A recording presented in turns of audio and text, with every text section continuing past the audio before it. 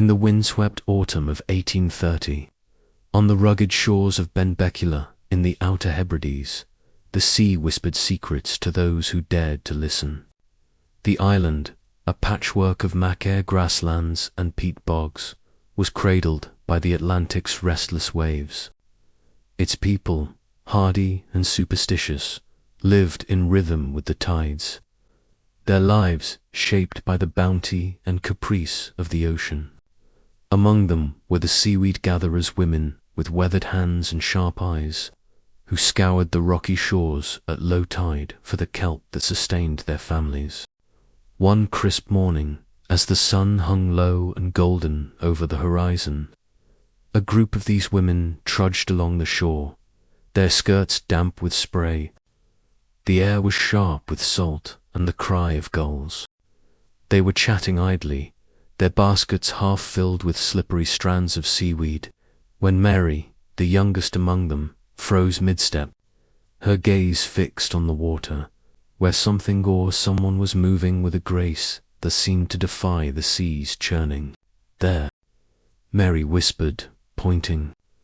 The others followed her gaze and gasped. In the shallows, no more than 20 yards from shore, a figure danced with the waves. At first they thought it a seal, sleek and playful. But as the creature turned, they saw her clearly. A woman's face, delicate and pale, framed by hair that shimmered like wet kelp. Her eyes, large and dark, sparkled with a knowing light. Below her waist, where legs should have been, was a glistening tail, not scaled like a fish, but smooth and silvery, catching the sunlight in a cascade of colors. A mermaid, breathed old Catriona, the eldest of the group, her voice trembling with awe. The women stood rooted, their baskets forgotten. Mermaids were the stuff of fireside tales, creatures of beauty and danger, said to lure sailors to their doom, or grant wishes to those pure of heart. Yet here one was, real and radiant, swimming with a joy that seemed to mock the drudgery of their lives. Word spread like wildfire through the crofts and bothies of Benbecula. By midday, a small crowd had gathered on the shoremen, women and children, their faces a mix of wonder and fear. The mermaid, unperturbed, continued her dance, diving beneath the waves and resurfacing with a playful flick of her tail. Some whispered prayers, clutching crosses or charms against evil. Others, bolder, saw opportunity. "If we could catch her," said Ian, a fisherman with a glint in his eye, "think of the riches she'd bring." A mermaid's tears are pearls, they say. The women who first saw her protested. "She's no beast to be trapped," Mary argued, her voice fierce. "She's alive, like us." But greed and curiosity won out. A group of men waded into the surf, nets in hand, shouting and splashing to drive the mermaid toward shore. She was swift, slipping through their grasp like a shadow, her laughter ringing out a sound like bells carried on the wind. The crowd grew frustrated, their excitement curdling into something darker. It was then that young Lachlan, a boy of 12 with a temper as wild as the sea, picked up a stone. "She's mocking us," he shouted, hurling it into the water. The stone struck true, and the mermaid's laughter turned to a cry, sound so human, so piercing that it silenced the crowd. A thin ribbon of blood bloomed in the water, and the mermaid dove beneath the waves, her silvery tail flashing one last time before she vanished. The shore fell quiet, save for the lap of waves and the keening wind. Guilt settled over the crowd like a fog. Mary wept, cursing Lachlan, who stood pale and trembling, the weight of his act sinking in. The people dispersed, their dreams of riches replaced by unease. Had they angered the sea?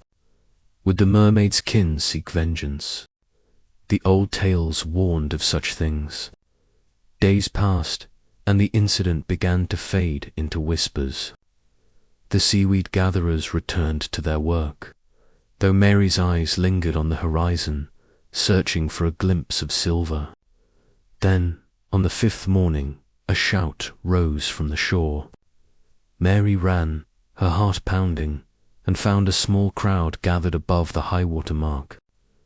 There, tangled in a bed of seaweed, lay the mermaid's body. She was smaller than Mary had imagined, no larger than a child. Her upper half was human in form, with delicate arms and a face that, even in death, held an ethereal beauty. Her lower half, smooth and tail-like, gleamed faintly in the dawn light. Her skin was pale, almost translucent, and her hair fanned out like a halo of dark green. A wound marred her side, crusted with salt and blood, the mark of Lachlan's stone. The women wept, and even the men who had tried to trap her bowed their heads. She was no monster, old Catriona murmured, crossing herself. She was a soul caught between worlds. The discovery drew the attention of the local bailiff, Alasdair MacLeod, and the sheriff, who arrived to inspect the strange creature. Both men, practical and stern, were baffled. Was she human? Animal? Something else entirely? After much debate, Alasdair declared her human enough to deserve a proper burial, though the minister, wary of tainting sacred ground with something so uncanny, refused a religious service. Mary and the other women took it upon themselves to prepare the mermaid's body. They washed her gently, combing her hair with their fingers and wrapping her in a shroud of fine linen, gifted by a local weaver who had seen her swim. A carpenter crafted a small coffin from driftwood, its surface carved with simple waves, a humble tribute to the sea. The burial took place at dusk, on a grassy knoll overlooking the shore. No prayers were spoken, but Mary sang a lament, her voice carrying over the waves, a plea for forgiveness.